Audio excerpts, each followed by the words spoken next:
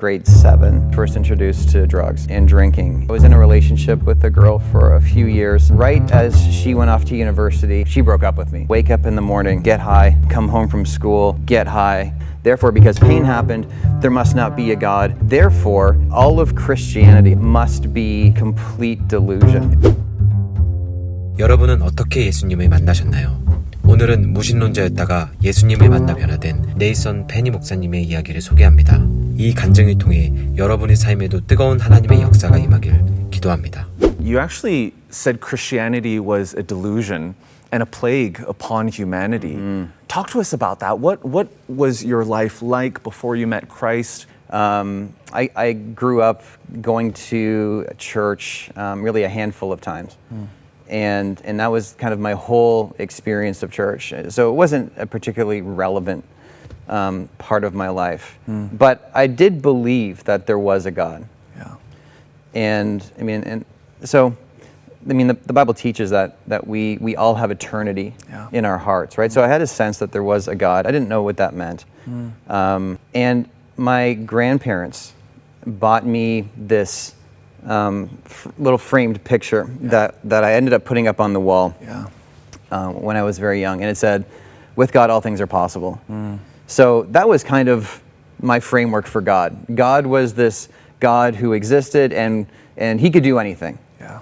And I think the way that I defined that was he would kind of do anything that I wanted, right? That was kind of my framework. Like a genie God. Exactly, Yeah, exactly, like a vending machine kind of God. Yes, that's right. So I was in my teens. I was in a relationship with a girl for a few years, and right as she went off to university and I stayed back, she broke up with me, and I was absolutely devastated.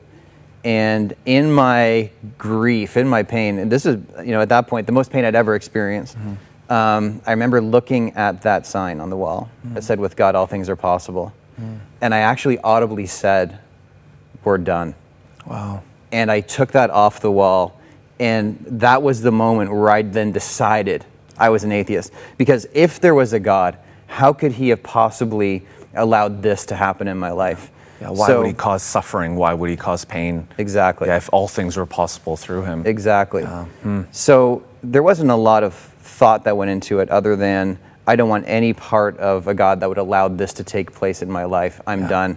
Yeah. So again, Romans talks about how we tend to suppress the truth, So that's what I did. So it was then really a whole mindset, a whole ideology that I adopted from the position that I had in life. That was my narrative. This pain happened. Therefore, because pain happened, there must not be a God. Therefore, all of Christianity, all of religion, must be this complete delusion. Yeah. Okay. And so that really was my mindset. There was a point when Jesus met you. But what was right before he met you? What was happening in your life?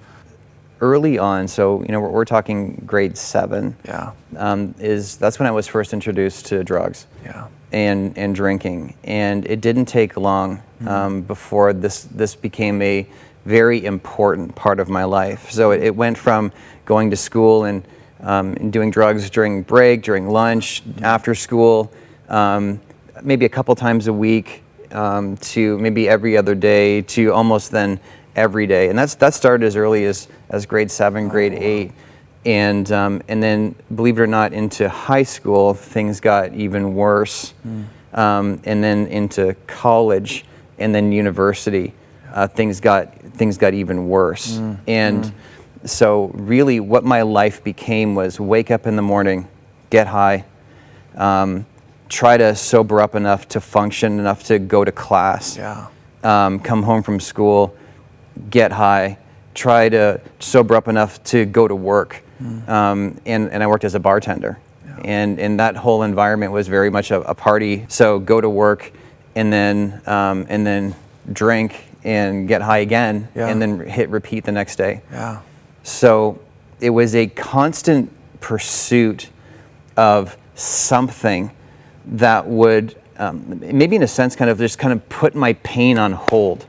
I was self-medicating. I was just trying to find something that would give me some kind of comfort, something that would give me some kind of pleasure, something that gave me even some kind of purpose. I mean, it really became the center of my life, was just getting access to the drugs that I wanted, engaging in the drugs that I wanted, hanging out with the people that thought likewise.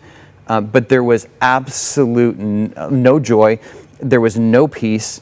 There was just increasing misery.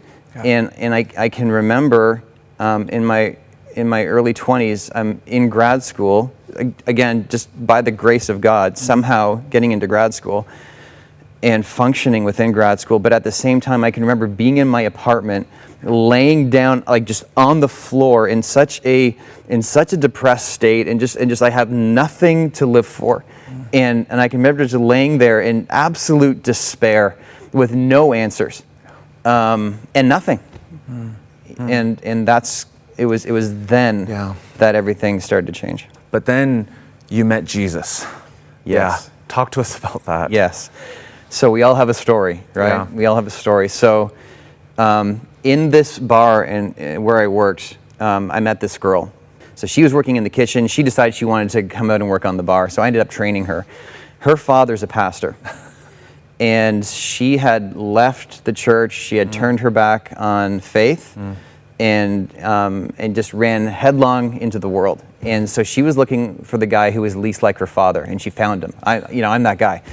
And so we ended up dating very, very quickly, ended up moving in together very, very quickly, and before we knew it, she was pregnant. Yeah. And so wrestling through that, I remember the first time I ever met her father. Her father is a big man, so he's 6'6", probably 250, 270. And so they came over and they sat down in my little apartment. And for some reason, because no one else wanted to broach the subject, I was then given the job of telling him what the situation was. So he sits down, and I was thinking, I just got to do this Band-Aid thing, and he's a pastor. I mean, and who doesn't like children? Like, this is obviously probably going to go well, eventually. Your daughter's pregnant. And he looked at me, and he just went gray. I didn't know how well he was taking it, because he wanted to reach across and separate my head from my body at that point. But from that point, we started to engage with them. And every once in a while, we would go up and visit them, and I would be not dragged along, but I'd politely go to church. And I would be the guy in the front row, and arms crossed, the worship is happening, everyone around me is singing and hands up in the air, and I'm just like, this is crazy. And this is all it did was just kind of fuel in me even more of a rebellion, more of I'm putting my stake in the ground here, built up the Atheist library a little bit more, did some more research, and just like, this is insanity. So over the course of that time, although I'd be sitting in church with arms crossed, when the preaching was taking place, there was an audience with my heart.